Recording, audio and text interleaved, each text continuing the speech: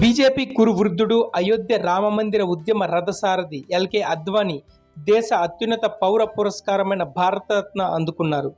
ఇటీవలే ఆయనకు కేంద్ర ప్రభుత్వం భారతరత్న ప్రకటించిన సంగతి తెలిసిందే.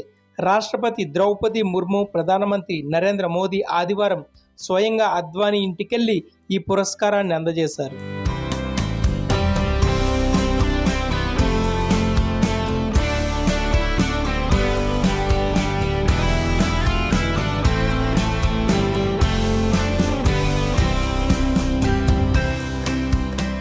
దేశంలో వివిధ రంగాల్లో సేవలందించిన మహనీయులు కర్పూరి ఠాకూర్, పివి నరసింహారావు, చౌదరి చరణ్ సింగ్, ఎంఎస్ స్వామినాథన్లకు కేంద్ర ప్రభుత్వం శనివారం భారతరత్న అందజేసింది.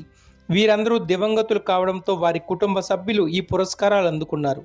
అయితే 96 ఏళ్ల అద్వానీ వయోభారంతో బయటకు రాలేని పరిస్థితిలో ఉండడంతో రాష్ట్రపతి, ప్రధాని ఆయన ఇంటికెళ్లి భారతరత్న పురస్కారాన్ని అందజేశారు.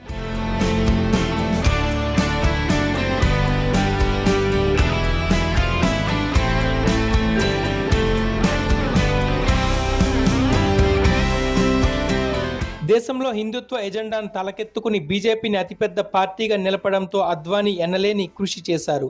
అయోధ్యలో రాముడి గుడి నిర్మాణం కోసం ఆయన 1990లో చేపట్టిన రథయాత్ర దేశవ్యాప్తంగా సంచలనం సృష్టించింది.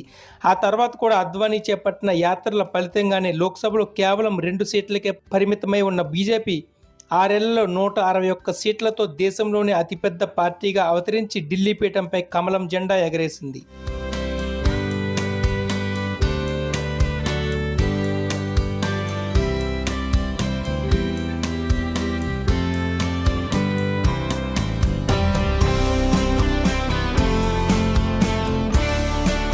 బీజేపీ ఆవిర్భావం నుంచి కేంద్రంలో అధికారంలోకి వచ్చే వరకు అడుగడుగున పార్టీ ఎదుగుదలకు మూల స్తంభంలా నిలిచిన అద్వానీకి ప్రధానమంత్రి పదవి మాత్రం తీరని కలగానే మిగిలిపోయింది.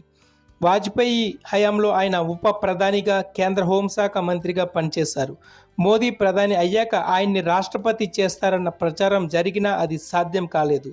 వయోభారంతో 2019లో ఆయన యాక్టివ్ పాలిటిక్స్ నుంచి పూర్తిగా తప్పుకున్నారు.